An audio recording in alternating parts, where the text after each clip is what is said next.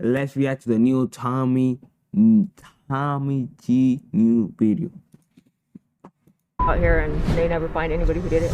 Go him. Police shooting in the valley. By our count, it is the 28th time this year. We know the FBI is also involved in this case since it's on Gila River Indian Community land.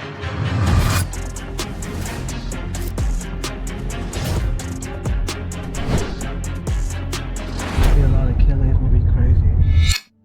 For white boys like me, native reservations are hard places to access, and understandably so. Because I understand history, it makes sense why Native Americans can be closed off, resentful, and even downright hostile towards white folks. After all, many tribes have a similar story. European immigrants landed on their shores, starving and close to death, and many natives offered their help to help these pilgrims survive. In fact, our national holiday of Thanksgiving celebrates this very hospitality. Now, I know I simplified the beginning between the two groups, but what eventually followed were things like enslavement, frequent bloody battles, natives getting pushed from the land they had known for centuries, and smallpox wiping out 90% of the native population. Now, this isn't to say that the original Americans would have lived in some paradise world if it wasn't for the European settlers. The truth is, many tribes warred with each other, massacred each other, they massacred many settlers, and native warriors had some ugly practices like scalping their enemies. You see, no matter the conflict, things can get ugly when there are battles over resources, personal freedom, and valuable territory. It's just how humans are. But all things considered, Indians got the sharp end of the stick when dealing with the Europeans. They experienced numerous atrocities at the hands of people like Christopher Columbus and Andrew Jackson. But more on this later. We don't have time for me to ramble about history all day, so let's get into the people that we are meeting today. In this episode, we dive into the Gila River Reservation and see what life is like for the people from the Pima and Maricopa tribes. These people have had their fair share of battles ranging from water right disputes with the US government to fighting things in the community like obesity and drug addiction. But they've also triumphed on major levels. They've scored massive infrastructure deals with the government, as well as had fantastic success with their casinos.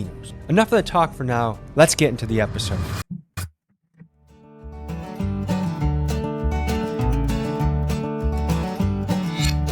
I was a good boy back in my 90s. In the first part of this journey, we are welcomed into the home of Grandma Sandra, a town staple who cooks for us and tells us about the culture and community. Here we go. I'm Tommy. Sandy, Nice to meet you. What land are we on right now? we're on the Gila River. Can you tell me any of the history of this place? The Pima is called Akamil Atham. That's the name of our people. And we've been here from the very beginning. In fact, our land is in Phoenix, the whole area of Phoenix. We're related to the Hohokam tribe. The white folks came, all the tribes got put on reservations. And this is our reservation that we have now. I'm going to give everyone their first reading assignment so far on the channel. There's a book called Bury My Heart at Wounded Knee that everyone should read. Imagine for a moment that the Chinese began taking over America and that the way they made peace with us was by forcing us to sign treaties that removed us from the wonderful land we grew up on and forced us to move to the shittiest areas they could find, places where crops can barely grow and the resources are slim. And on top of that, the minor concessions they did offer to us in the treaties, shortly after, they would break their word and go back on their promise. Let's take the Sioux people in Nebraska for example. Once the US government found out that the land that they stayed on had valuable gold mines, they again pushed them to a new and even shittier parcel of land. This is what tribes across the country experienced in their dealings with the US government over the mid-1800s. To best understand the treachery of this period, I recommend you read the book Bury My Heart at Wounded Knee. I read this book in college and what I learned has stuck with me ever since. This book is linked in my description. We get free health, well, in this state. I lived in Virginia and they don't have it there. And they might now, but my family has land here. We cause any problems, we could get kicked off our reservation. The casinos brought in a lot of money for us. How does that work? Does every person that lives here have a share in the casino? Because I've been in Seminole country where I think it's over 18, all of the kids get a certain monthly sum from the casino. Yes, ours is every 3 months, and when they turn 18, they'll get their money. Are there any benefits? Well, that's not fair, bro. Like, actually, bro, like, that's not fair, bro. I need casino money too, bro. You know how, bro, do you know how much casino makes, bro? Bro, give me some to me, bro. Come on, bro. Come on, bro. Your perks living in the tribe, like you were saying, free health care? Well, this tribe here helps you pay your electricity. We don't pay water bill. We don't pay rent. We don't get taxed for our land. Let's talk about free housing. I'm moving now. I'm moving. I don't give a fuck. I'm moving now. in this area. From what I understand, when a tribal member comes of age, they will be built a house free of charge, and the size of the house will depend on how big their family is. Additionally, upon turning 18, this person will also receive a lump sum of between $50,000 and $100,000 to kickstart their adult life, and for supplemental income for everyone on the Gila River Reservation, And when the Kids get a certain share in the casino. a lot of money for us. How does that work? Does every person that lives here have a share in the casino? Because I've been in Seminole country where I think it's over 18, all of the kids get a certain monthly sum from the casino. Yes, ours is every 3 months, and when they turn 18, they'll get their money. Are there any benefits or perks living in the tribe? Like you were saying, free health care? Well, this tribe here helps you pay your electricity. We don't pay water bill. We don't pay rent. We don't get taxed for our property.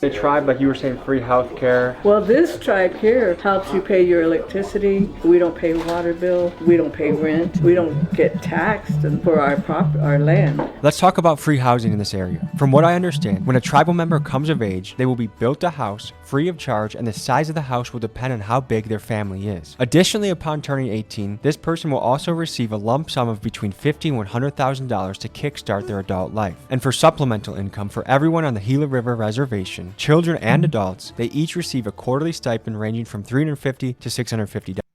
Oh, nah. I'm over there, bro. Hey, my children's the unit the tribe. I don't give a fuck. Fuck all this shit.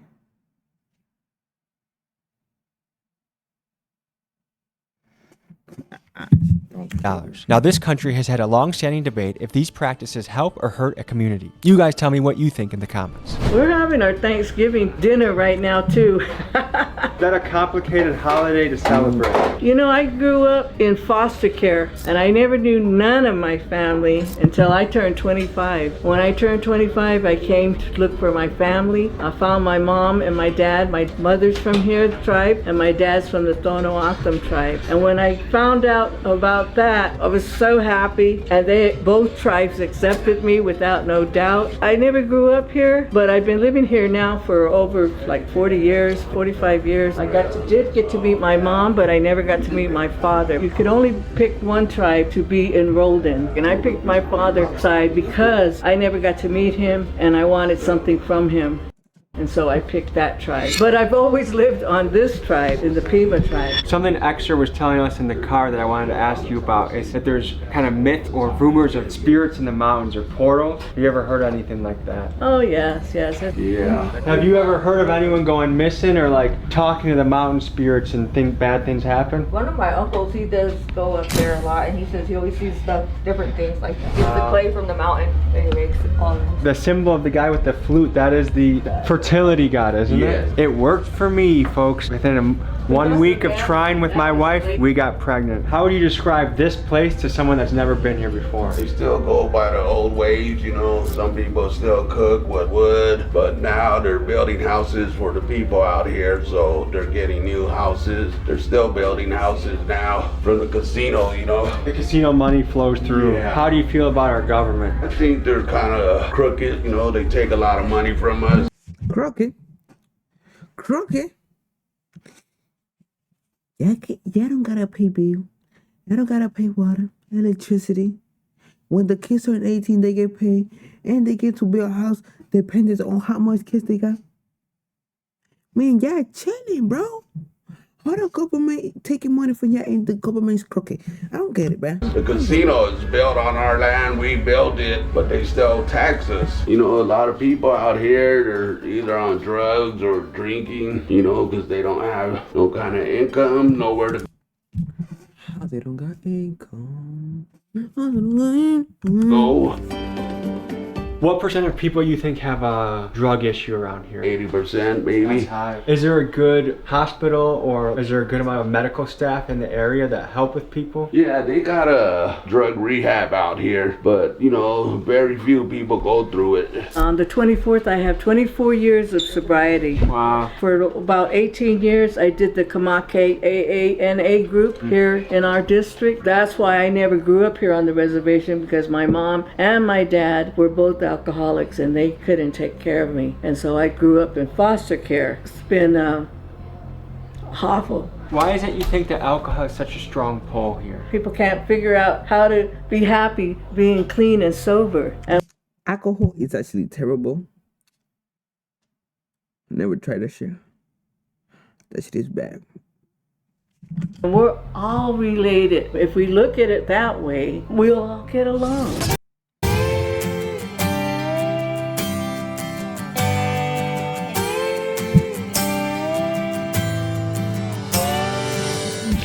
About how long do you go on each side? Really fast, a minute, not even a minute. As soon as this grease is hot, it gets it cooked fast. Kind of like a thick tortilla almost. Yeah, so this is my dough. This is the flour most natives use, the bluebird. I'm trying to teach my family, my girls, or anybody who wants to, know how to do it so they can carry it on.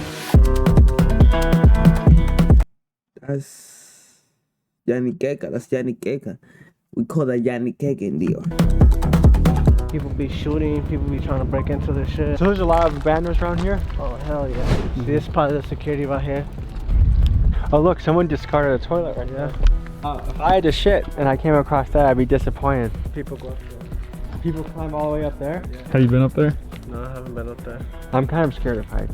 Yeah, I'm scared of heights though. They say some owls be shapeshifters. Basically it's an old human spirit or something? Yeah, this used to be her little owl house. I mean, this is where they used to sell fried bread. What happened? Shit, just time, people getting locked up. She didn't really have much people to help her, so this is what's left of it now. I hear the dust storm comes, it just comes right over that mountain, everything up. How often does a dust storm come? It can come whenever. Is there usually like one good dust storm a year? Yeah, it's a couple. That's the red chili. And pulled pork? No, this is beef. This is over 100 years old. Yes. How long do you think this took to make? Oh, probably a long time. Days? Yes. These are also over 100 years old. They're old too. There's something special about handmade. Okay, here's your sandwiches. The Navajo taco, all the tribes make that, and it's just beans, hamburger, cheese, lettuce, tomatoes, and that's a Really good. Thank you. This is gonna be such a gringo question, but I don't eat the husk, right? No. You can if you want. I didn't mean to embarrass we don't. myself, but.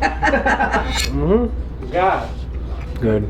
Well, Grandma Sandra, you filled our bellies. We appreciate you for Thank that.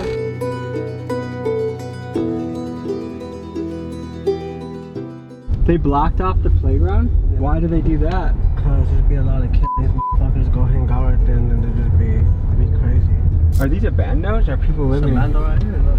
Do you think anyone's living in the there? zombie apocalypse. Probably. Something like that. So are there gang affiliations around here? Yeah, it's by zones. I think this is zone 6. People around here be like, man, I couldn't find no pills, so I started smoking meth. And like, what the fuck? Has Fetty Wap made its way over here? Oh yeah. We're in the circles, which is called the projects. This is mostly where everybody lives, I guess. Back in the day, there was a lot of gangs out here. There's still gangs out here now. Back in the day, it was pretty crazy. You grew up around here? Yeah, I grew up over here. There was just a lot of shootings, a lot of people dying from shootings, you know. The airbag was out here a lot. There's still gangs out here now, but they're a lot younger, you know. What's the relationship with police around here? They don't really do their job around here.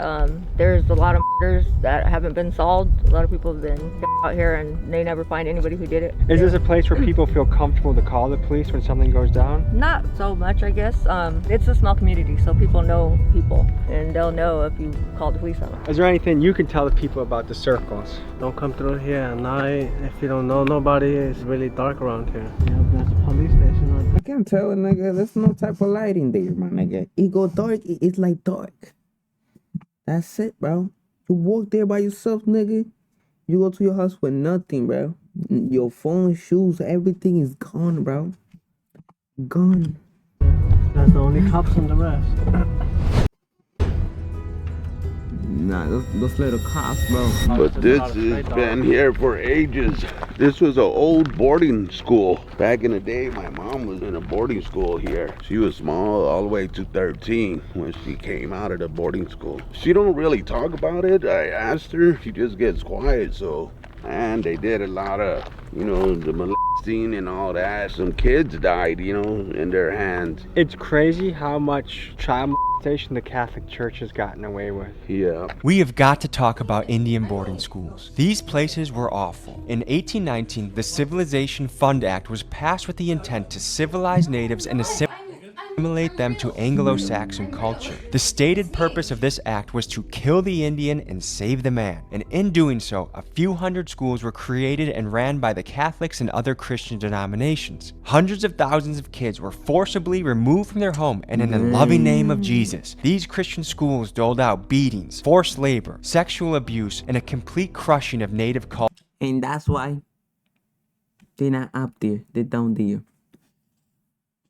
To these kids. With rulers, whips, and sticks as their tools of choice, nuns relentlessly played whack-a-mole on their native students. And if hell exists, these nuns are certainly there, and I hope Satan is playing whack-a-mole on them. And if this imagery isn't enough to infuriate you, imagine if the Taliban took over your town, took you from your parents, and beat the dog shit out of you at their schools until you converted to their version of Islam. That would be insane, and that's what this was like. And folks, I'm proud to be an American, 100%, but it's undeniable that we have some despicably ugly chapters of our past, and the best way to avoid making similar mistakes in the future is to I was born in the Dominican Republic, bro.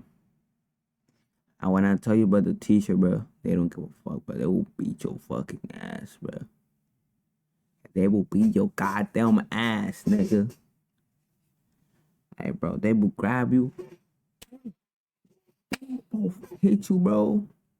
Cannot do nothing about it, my nigga. Tell your parents, bro, study and learn from history. What does religion mean to you? Just going to church, you know, going by the Bible, doing good. My mom will bring us out here on the weekends and during the summer. So, like, I went to church in Phoenix a lot. I didn't really come to church out here. Just when I got older, I came to church out here. I noticed you're wearing the Blackhawk hockey team. Yeah. What do you think when a professional sports team has a Native American as their logo? I don't really have a problem with it, but a lot of natives do. Could you imagine if they made a football team called the Whiteskins? That symbol in the middle, that's the man in the maze. That's the Pima's symbol. That's a good symbol for life. Yeah. I think we all feel pretty lost throughout life. Yeah. Sometimes you feel like you know what you're going, but for the most part, it's like, where the hell am I, right? Nah, but let's look supposed to go like on a dirt bike. Boom, boom. So Grandma's taking us in the mountains right now. She wants to show us some things. Stolen cars from town come out here and dump stuff over here. What? There's been a lot of bodies found, not here, but over at another section of the res. This was now the third person that had mentioned something about people going missing and bodies being discovered at the reservation. In fact, a Google search will tell you that another body was found on the Gila River Reservation as recently as January of this year. And if you take a closer look at this trend, you'll discover that bodies have been discovered on reservations in Montana, Wisconsin, New Jersey, all in the early months of 2024. I even got a DM in January about this happening on a reservation in Winnipeg, Canada. It's worrisome how many women on reservations go missing or end up murdered. A study from 2008 showed that Native women get murdered at a rate that's 10 times higher than what's usual across the country. What's more, most of these cases don't even make it into the Department of Justice's missing person list. And get this, murder is the third most common way that Native women die, even more so than strokes, liver problems, or diabetes. So it begs the question, why is this happening? And from what I can gather, there are two main factors. Number one, local law enforcement does not have jurisdiction to police a Native reservation. Instead, the reservation has its own police force regulated by the Bureau of Indian Affairs. For some killers, reservations are opportunistic places where they feel they have a better chance of getting away with their crimes. Combine that with the fact that natives overall tend to not want to talk or cooperate with police, and you find yourself in an environment where murders are really hard to solve. Myself, I used to come up here, drive all the way up there. There's a road you can take, but it's been a long time. And I had a four-wheel drive truck, and I used to go up there and party up there, drinking and get high and all that. Yeah. How far is it off-road? Far. It goes all the way to Mexico. There's the back road. They used to go deliver drugs. Really? Back in, yeah. Grandma's starting to take us on a crazy adventure. Bodies, stolen car, trafficking to Mexico. What the f, Grandma? You want to be out here. How is she doing this? Oh no, Oh no, Grandma. God. This is a bad idea. Yeah. Oh my God. Bro. Jesus. Sorry to say I'm not as tough as you are. I got a little scared when you were hitting those trails. I thought I was gonna get stuck. I want to hear more about the bodies because you just casually said that, and I feel like I want to touch on that a little bit more. A lot of people come from Phoenix, and because we're so far out here, and there's nothing over here. I mean, you know, so people come and dump bodies here. You can tell this is a drinking town. Look at this. This is 30, 40 feet off the road, and still, like, it just shines. The road is shining. Yeah, this is definitely a drinking town. Next, we make a stop at Big Mike's house. He's a religious leader, he has a sweat lodge set up in his own backyard, and he has stories for days. Let's knock on his door and see what he has to say. This is Big Mike's house. We're heading towards his sweat lodge. He's helped me a lot. We fought against the Interstate 202 now. And why didn't people want it here? And we like natural. All natives like that. It's not on our land. It's on the other side. But it might as well be. It's right there. It's right on the border of our tribe. They even cut the mountain. That was our sacred mountain where we go and pray and stuff. I read that 50% of people around here have diabetes. Is that something that you're familiar with? Yes, yes, it's real bad here. We weren't allowed to do our traditional ways. We had to learn to be like them. Is there still a long-standing resentment towards Europeans or white culture? Yes, of course. The people that had to live through it, they know. I think it's more horrible than people could imagine. I don't think people know history that well, but if people do their digging and they research how awful it was. How America was, we weren't free to roam like we should have been. It was been taken. Good evening. Manchugim Tashquint.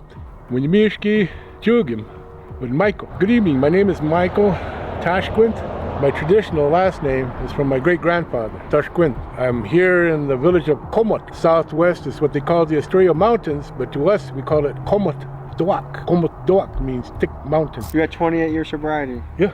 Congratulations. Thank you. What made you start that journey? 93, I lost my brother up the road here. He got hit. We were going up to go get some more beer and everything like that. We're coming back, and we were just coming up the road here. Just on the other side, there were those houses on that side began. This people hit a horse. You know, the woman, you could see where she hit the windshield. Her face is all bloody. As we were going by, the door on the driver's side was open, and there was a guy laying on. So I told my cousin, you know, pull up behind him. They pulled up behind. My brother already jumped out, and he ran over there. Just when I got out, I heard my brother go to the other side, and he was checking on the woman. And I heard my cousin yelling out, "Chris, look out, there's a car coming, there's a car coming." And then next thing I know, my brother was standing with the door here, and he was waving his hands like this. Well, they missed the car, but they hit him right there, and they just went over him and everything like that. I got out of the back seat of the car, and I just turned and I looked, and I seen him get hit his head, and brains, blood, and everything like that. And I was over him like this, I was laying on top of him like this, and I kept telling him, you know, don't leave me, I need you. You're the one that's holding my leash. My brother was the guy, more or less controlled me. If I was gonna kick somebody's ass, he would say, go kick their ass. And I say, really? And I go over there and kick their ass. I ended up getting deep into drugs. I didn't give a shit about anymore. The final point came was that one night, I guess we were sitting there drinking and everything like that. And I was sitting there rolling up joints, sprinkling with coke, like that, and rolling them up, getting ready to smoke coke. And after that, I got sick. I mean, I almost died. And that's what kind of snapped me out of it. Whatever happened to me. My dad, my brother came. And I remember going in. I mean, you know how the lights are on top of us? And I remember looking up like that and watching like that. And I just seen him going, choo, choo, choo, choo, choo, choo. And that's, I was out. So I just woke up and I was like, what the hell? And then the nurse came around and she goes, oh, you're awake. You're back. I said, what? And then she goes, you know, what day is this? I said, Wednesday evening. And she looked at me, she goes, no. She goes, this is Saturday evening. You've been out for the past 3 days. Your family's about ready to bring in the priest to give you last rites because you weren't going to make it. I said, what? She goes, yeah, we're about ready to die. I remember I started walking and I was going in something like gray. It was just all gray. And all of a sudden out of this side, I seen this black figure come out like that, you know. And I heard my brother start laughing. He goes, what are you doing here? You don't belong here. It's not your time. The other side, I seen another figure on this side. My dad, I heard his voice. This is not your time, he said. You need to go back. Come on, we'll take you back. And as they were coming back, they started telling me about sobering up, changing my life, doing the things I needed to do. Woke up and that's when I woke up in the hospital. And so after that, that's when I decided I gotta quit. So they took me and sent me down to chemo, and that's when I found out I had PTSD. It feels like this world is losing its soul and losing its culture a little bit. Can you speak to that from your lens? I can understand that, and I know what you're talking about, because our young kids, they're not picking it up. They don't know too much about the history and the culture of our people, especially grandparents that went to boarding school. In the boarding schools, they were stripped of their identity, their hair was cut, they were forbidden to speak the language. A lot of elders are embarrassed or ashamed to speak the language to their children and tell them the stories and all of that. Growing up here, my family made me understand who I am. They made me speak English first, but I asked them, why'd you teach me English first? They said, because if you learn Pima, it would be hard for you to learn English. And from there, my grandparents and family helped, raise me and teach me my traditions. So trying to keep that up to the kids now. A lot of kids, they just don't know. White man society. What comes to mind when you think of that phrase? The coming of the Europeans, from the Spanish coming through the islands, Puerto Rico, Cuba, from there establishing their ports and everything like that, and then from there coming across to Mexico, South America, enslaving the indigenous people, all for gold, silver, and land and everything else like that. Then again, too, the Europeans, the French, the English. The Dutch, they say, were the only people that kind of took care of the native peoples. But when you look into the history of the English, Spanish, and the French, they stole, they conquered, they lied, they paid for the bounties of scalps. All of them, Spanish, French, English, women, children, elders. Thing about the border, they talk about all the people that are from Mexico and all that way. Those are indigenous people, even the Mexicans. That's not the right word for Mexico. It's Mexica. That's the thing about the white man's society, the Europeans coming here and just trying to make us and totally assimilate us. What are some spiritual beliefs of this land? When the son married, he brought his wife home. If the sister married, she married out of the family. What are the biggest challenges facing this community? We're doing good. I can't really say anything wrong or anything bad. Through the casino revenues, the tribe is taken care of. There's money through the gaming compact that goes to all 7 districts here. That money helps take care of it, What kind of benefits do tribal members receive from the casino? Nothing really from the casino. The only thing you get is just the per cap that we get every month. I mean, every 4 months, every quarterly. But like I was saying, is it the same for everybody, or does it change by age, or how do they No, figure it's out? the same. It's the same. It's set at one set amount, but it's different. Each quarterly is different, depending on what these casinos make. My first house, my mom and dad built themselves. Second house, the Bureau of Indian Affairs built that for me. Then this one is the tribe built this for me. Wow. And again, it's in the gaming compact that homes are supposed to be provided for all enrolled tribal members. Final thoughts you have, or anything you would like to say to the audience out there? I just turned 70. I go to the gym all the time. I wanted to do with my wife to go in there and put it on our Facebook. Here I am, my birthday, 70 years old, still working out, Come on in and come work out with me. Diabetes is a very, very high thing here on my reservation. From what I saw with the numbers, it's over half. Yeah. At one time, I was like close to 800 pounds. Right now, I'm probably bouncing between 320 and 290 maybe. Since you're finishing up and you're getting ready to go home, this is called the Going Home song. And with that, folks, thank you for joining us on this adventure. We'll see you next week. Nah, that was